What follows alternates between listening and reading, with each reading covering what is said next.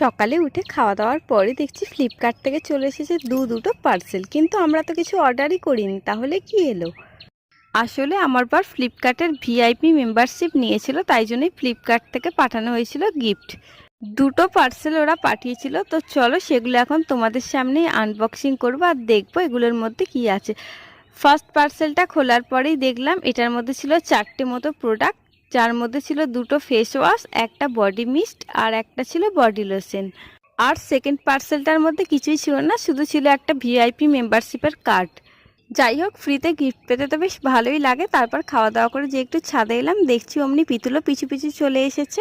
তারপরে সন্ধেবেলায় আমার বরের কোলে যে বাচ্চা মেয়েটাকে দেখতে পাচ্ছ, আসলে আজকে ওদের বাড়িতে সাপ ঢুকেছিল, তাই ও ভয়েতে আমার বরের কোলে চলে এসেছিল। আর রাতের বেলা আজকে মা রান্না করেছিল দেশি মোরগের ঝোল। তো এভাবেই আজকে সারাদিনটা কাটালাম। তো চলো দেখা হচ্ছে আবার নেক্সট ব্লগে। টাটা।